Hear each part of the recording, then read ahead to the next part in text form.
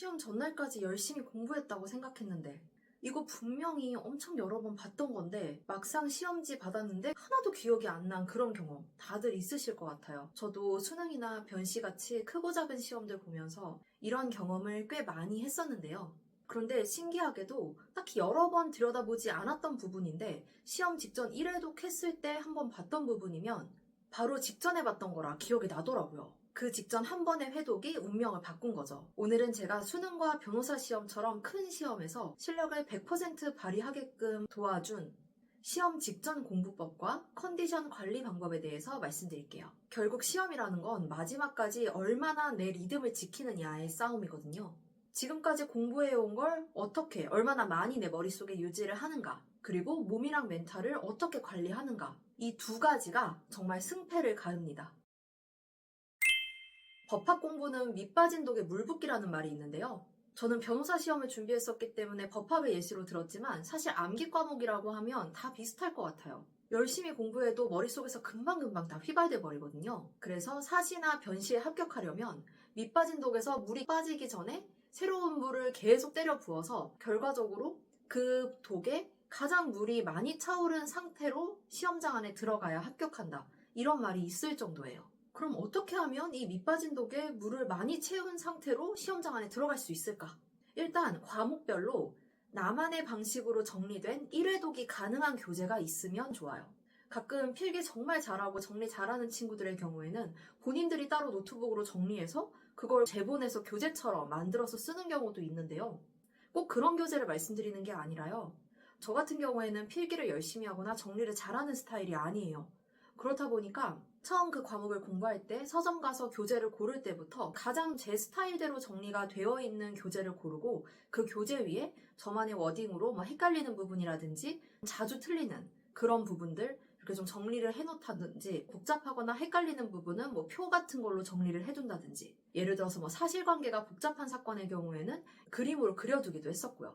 이렇게 시험장 안에 들어가기 전에 처음부터 끝까지 한번 쭉 훑을 수 있는 교재면 돼요. 그렇게 해서 고등학교 3학년이나 아니면 로3 때쯤에는 한 90% 정도 그 교재를 완성을 해두고 마지막 1년 정도는 새로운 교재를 보지 않고 그 교재에 계속 추가적으로 내가 헷갈리는 부분이라든지 좀 잘 봐둬야 될 부분 추가를 하면서 그 교재의 회독 수만 늘리는 방법이에요. 근데 시험이 얼마 안 남았는데 이렇게 정리해둔 교재가 없는 분들도 있으실 거예요. 그런 분들의 경우에는 일단 과목별로 가장 많이 본 교재는 있으실 거 아니에요. 두꺼운 책을 주 교재로 삼아서 공부를 했다 해도 이 책을 시험 직전에 1회독을 하기가 정말 힘들어요. 그렇기 때문에 지금부터라도 빨리 1회독이 가능하게끔 그 책에서 내가 꼭 봐야 할 부분들만 내가 자주 틀리는 부분, 헷갈리는 부분들을 일단 표시를 해두시는 거를 추천드립니다. 그리고 시험이 다가올수록 새로운 교재를 보기보다는 봤던 교재를 계속 보다 보면 한 교재를 1회독하는 시간이 줄어들게 되거든요. 처음에는 1회독 하는데 일주일 걸렸다면 그 다음에는 3일. 결국 시험 직전이 되면 당일 저녁에 1회독이 가능하게끔 더 나아가서는 시험 당일 오전 그리고 점심때 또 1회독이 가능하면 더더욱 좋고요. 그게 진짜 엄청난 효과를 내거든요. 저도 변시 형법 서술형 시험 직전에 형법 정리해둔 1회독 교재를 한번 봤는데 보면서 진짜 이 학설은 내가 태어나서 처음 보는 학설 같은데 이러면서 페이지를 넘겼었는데 딱 서술형 시험지를 받아 들었는데 1번인가 2번인가에 그 문제가 딱 나온 거예요. 아마 직전에 보지 않았으면 학설은커녕 아무것도 못 썼을 것 같은데요. 바로 직전에 봤기 때문에 잘 쓰고 나왔습니다. 비암기 과목의 경우에는 조금 다를 수 있죠. 이건 결국 내가 자꾸만 틀리는 문제를 어떻게 교정하느냐 이게 핵심인 것 같은데요. 오답 노트를 만들어도 계속 틀리는 문제들 꼭 있잖아요. 이거는 완전히 원리를 이해하지 못했거나 아니면 머릿속에 이미 잘못된 논리 구조가 자리 잡은 경우예요. 근데 사실 모두가 그래요. 한 번 잘못 생각을 하잖아요. 희한하게 그 오답 노트를 반복을 해도 계속 그 구조로 생각을 하게끔 그냥 되어 있나 봐요. 저도 정말 답답할 때가 많았는데요. 그래도 어쨌든지 간에 이거를 정답으로 가는 논리 구조로 머릿속을 바꿔주는 게 필요합니다. 그러기 위해서는 정말 반복 훈련 말고는 답이 없는데요. 즉 내가 자주 틀리는 문제들을 유형별로 정리하고 어떤 원리에서 내가 잘못 생각했는지 어떤 논리 구조에서 내가 잘못 생각했는지를 일단 명확하게 파악을 한 다음 그걸 뇌에 지속적으로 되새김질 해주는 것이 중요해요. 논술형이나 서술형 문제의 경우에는 답안 구조 익히기가 정말 중요한데요.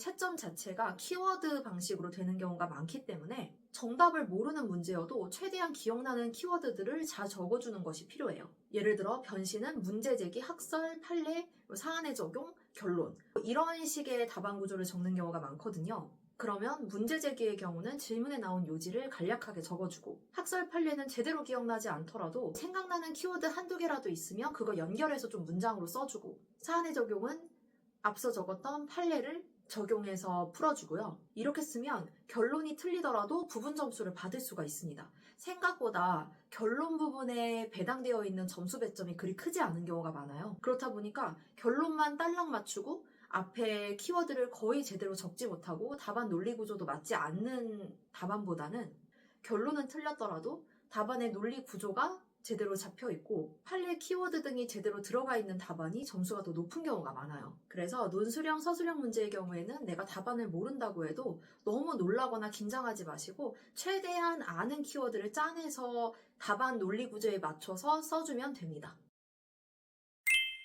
저는 객관식에서 모르는 문제는 이런 식으로 풀었는데요. 사실 이건 좀 부끄럽기도 해서 제가 어디 가서 이렇게 말을 하지는 않았던 부분인데 여러분들한테 한번 말씀드릴게요.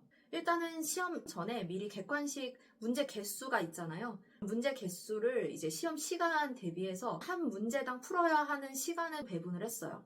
예를 들어서 그 시간이 30초다 이러면 30초를 넘어가면 일단 그 문제를 못 풀었을 경우 그냥 표시하고 넘어갑니다. 그리고 문제를 다 푼 다음에 다시 돌아와요. 표시한 문제만 다시 보는 건데요. 그때 다시 문제를 봤는데도 명확하게 답이 어떤 건지를 모르겠고 막 헷갈릴 경우 있잖아요.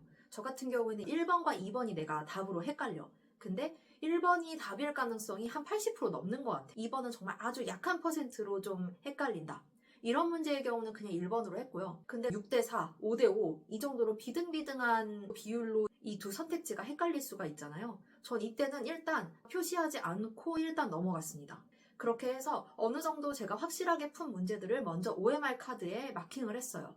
그리고 OMR 마킹을 마친 다음에 쭉 정답 개수를 세봤거든요. 예를 들어서 전체 문항이 50개인데 그 중에 1번이 뭐 15개, 2번이 5개 뭐 이런 식으로 1, 2, 3, 4, 5번 정답 개수를 한번 내보고 그 중에 유독 한 번호가 좀 정답 개수가 적을 때가 있어요. 아까 말씀드렸던 것처럼 1번은 15개인데 2번은 5개라든지 이럴 때는 저는 못 푼 문제가 있으면 1번, 2번 사이에서 막 애매한데 헷갈려서 한 번호를 찍기보다는 마지막 정답 개수를 확인한 다음에 가장 정답 개수가 적은 번호에 몰빵해서 그냥 찍었어요. 저 같은 경우는 수능 때 이 방식을 이용해서 5문제를 무려 맞춘 경험이 있었는데요. 물론 이거는 하늘이 도운 케이스이기도 하고 제가 그만큼 나머지 문항들을 다 정답으로 맞췄기 때문에 또 이게 잘 따라줬던 거기도 한데요. 수능 대비해서 다른 시험들은 아무래도 정답에 대한 이 분포가 그렇게 고르지는 않은 것 같지만 그래도 시험장에서 긴가민가 정말 헷갈리는 문제 계시면 답 사이로 막 가는 찍기를 하기보다는 제 방식대로 한번 해보시는 것도 저는 추천드립니다.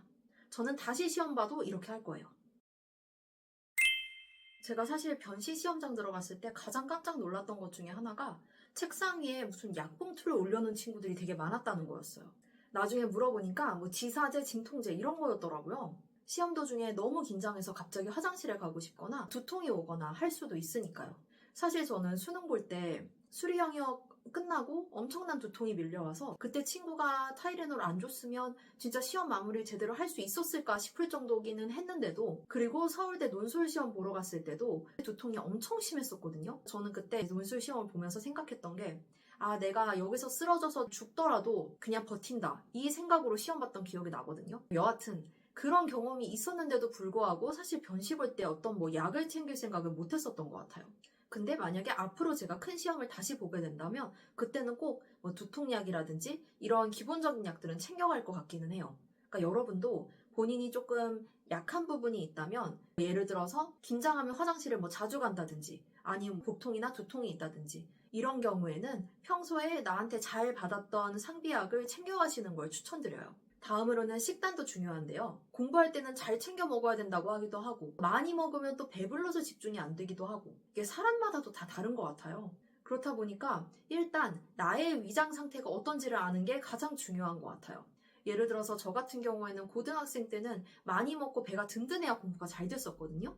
근데 제가 30 넘어서 로스쿨을 가니까 많이 먹으면 배가 부르고 소화가 안 돼서 공부하느라고 앉아있는 것 자체가 되게 힘들더라고요. 그래서 고3 때는 시험 기간에도 정말 밥을 잘 챙겨 먹었던 반면에 변시 볼 때는 약간 허기진 상태를 유지했었던 것 같아요. 특히나 저는 긴장을 하면 음식이 잘 안 들어가는 편이거든요. 그렇다 보니까 변시 기간에는 아침이랑 점심은 진짜 두유 2개씩 먹었고요. 점심시간에 다른 친구들은 밖에 나가서 밥 먹는데 저는 두유 먹으면서 일회독하는 교재를 다시 봤습니다. 그리고 뭐 저녁은 일단 그날 시험은 끝났기 때문에 좀 긴장이 풀려서 집에 와서 잘 챙겨 먹었었고요. 이 방법은 제가 절대 추천드리지는 않는 방법인데요. 그냥 그만큼 본인에게 맞는 식단 관리를 하시는 게 중요하다는 거를 말씀드리고 싶어요. 마지막으로 한 가지 팁을 드리자면 저는 코로나가 한창 유행하던 시기에 변시를 봤거든요. 그렇다 보니까 그때는 고사실 안에서는 마스크가 필수였었어요. 그래서 시험 기간 내내 마스크 쓰고 시험을 봤고 그뿐만이 아니라 로스쿨 3학년 내내 어디를 갈 때 항상 마스크를 쓰고 다녔었거든요. 근데 이제 그때 당시에는 마스크가 좀 걸리적거리니까 피곤하다. 왜 하필 내가 시험 보는 해 이러냐 이렇게 생각을 했는데 나중에 생각을 해보니까 로스쿨 3학년 내내 감기 같은 거에 한 번도 안 걸렸던 거예요. 근데 이거 저뿐만이 아니라 제가 동기들한테도 물어보니까 다들 비슷한 소리를 하더라고요. 그래서 지금은 마스크가 의무가 아닌 시대가 됐지만 또 중요한 시험 앞두고 계신 분들은 한 몇 달 전부터는 어디를 가든 마스크 착용하시는 거를 추천드릴게요. 옛날에 고등학교 다닐 때 서울대 갔던 선배가 본인은 고등학교 3학년 때 친구랑 장난칠 때도 오른손을 안 썼대요. 혹시라도 뭐 이렇게 친구 막 때리고 막 이런 장난을 쳤는데 오른손 다치면 공부하거나 시험 보는데 되게 직격타잖아요. 그 정도로 시험이 얼마 안 남은 시점에는 떨어지는 낙엽도 조심해야 된다고 생각해요. 여러분들도 시험 얼마 안 남으셨다면 만반의 조심을 하시기 바랍니다. 다치거나 아프면 내 실력을 100% 발휘하고 나오지 못할 수 있거든요. 오늘은 제가 큰 시험 볼 때 실력을 100% 발휘할 수 있었던 방법에 대해서 과목 유형별 공부법과 컨디션 관리에 대해서 말씀을 드렸는데요. 오늘 영상도 도움이 되셨다면 구독과 좋아요 부탁드리고요. 그럼 모든 시험 보시는 분들이 본인 실력 100% 발휘하고 나오시기를 바라며 시험 앞두신 분들 궁금한 점 있으신 분들은 언제든지 댓글로 달아주세요. 제가 최대한 도와드릴게요.